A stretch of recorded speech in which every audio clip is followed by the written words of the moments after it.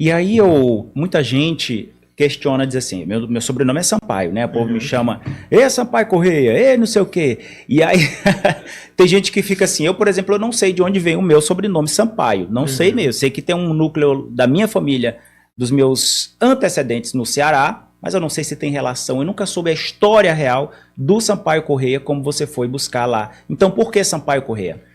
Sampaio Correia é uma homenagem ao hidroavião que passou aqui em São Luís no começo da década de 20. Olha. A gente está ali num período onde as pessoas estão testando as máquinas, né? O avião foi criado ali no começo do século, então eles estão explorando cada vez mais esses veículos que conseguem voar.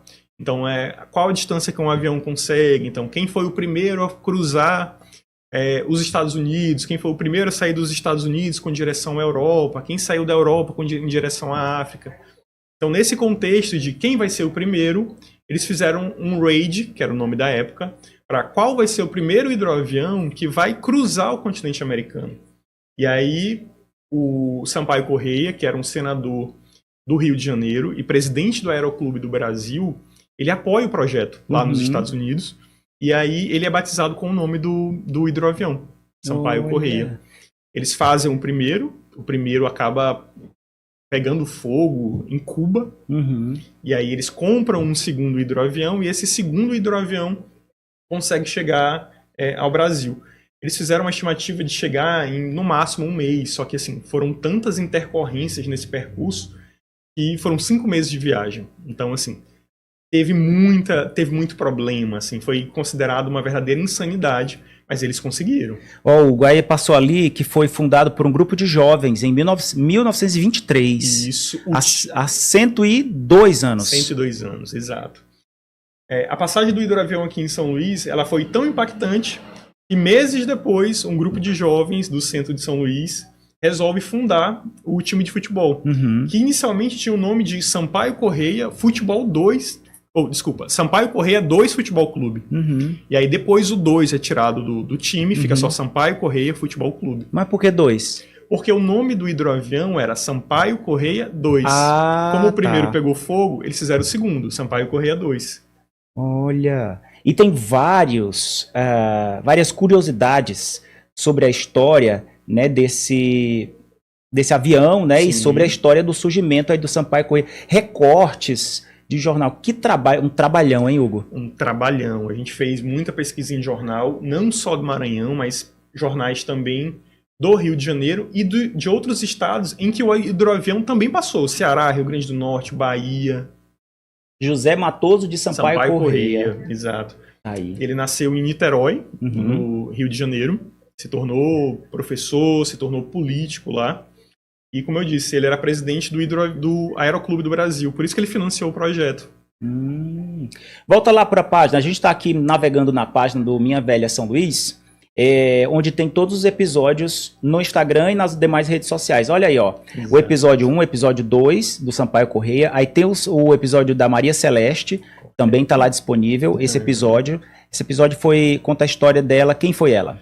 Maria Celeste foi uma embarcação que saiu de São Paulo em 1954 em direção a São Luís. Ele trazia uma série de combustíveis para cá. Olha o coreto! Exatamente.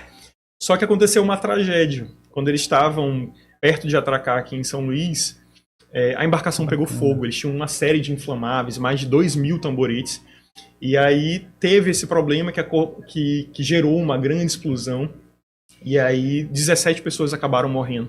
Então, assim, boa parte de São Luís foi ali para perto daqueles coretos que você observou. E, infelizmente, acompanhou essa tragédia, porque eram várias explosões, então as pessoas eram jogadas pelo ar. Algumas pessoas que tentavam nadar, os tonéis de combustível caíam em cima delas. Então, assim, houve uma verdadeira comoção na cidade. Foi uma tragédia. Foi uma tragédia que eu costumo chamar de a maior tragédia náutica do Maranhão. Olha. Mar em chamas, né? Mar em chamas. Inclusive, um dos sobreviventes dessa tragédia é o mestre Apolônio. Sério? Sério, é o mestre Apolônio, que ele dá alguns depoimentos, não na série, mas em outros documentários, sobre o episódio, onde que ele estava quando ocorreu essa explosão, como ele se salvou. Então, assim, mexeu muito com São Luís na época. Tanto que também a Companhia Barrica, ela fez uma música chamada Clareou o Terreiro, onde ela traz, no final da música, a tragédia de Maria Celeste. Então ela fala, e Maria Celeste nas águas a queimar.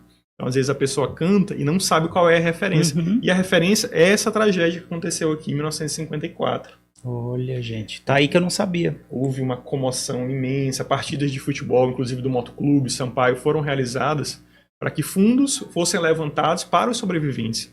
A maioria das pessoas que sofreu esses danos dessas queimaduras eram os estivadores, que eram pessoas pobres que trabalhavam ali, que ficaram impossibilitadas de trabalhar. Então, assim, a comunidade se juntou e arrecadou dinheiro, arrecadou alimentos para que eles pudessem se restabelecer. E aí, ó, a gente dá para ter noção com essa... Eu adorei a parte gráfica, a arte feito muito bacana, a narração contando todas esses detalhes aí. Que legal, viu? Realmente um registro importante. Gostei demais. Você quer assistir? Ficou curioso também? Corre lá na página para você assistir. Antes, termina aqui de assistir o episódio. Daqui a pouco você vai lá, vai ver os detalhes. Vamos para a próxima aí. Navegando. Olha aí, olha o casarão. Depois a gente tem o 4, que é lá em cima, que é um delator. É isso. Pronto. Esse aí conta a história de quê? Esse quarto episódio, que a gente intitulou de Um Delator em Terras Maranhenses, conta a história de Joaquim Silvério dos Reis. E quem foi Joaquim Silvério dos Reis? Ele foi o responsável por delatar Tiradentes, lá em Minas Gerais, no final do século XVIII. E aí o que poucas pessoas sabem é que depois dessa delação ele passou a ser odiado lá em Minas Gerais. Ele sofreu inclusive tentativas de assassinato. E ele vai para Portugal. Ele era português, ele retorna para Portugal, mas anos depois ele volta para o Brasil. E ele volta para onde? Ele volta para um lugar onde ele poderia ser acolhido. E qual cidade brasileira onde ele seria melhor acolhido? Era São Luís, que era uma cidade intrinsecamente ligada à cultura portuguesa.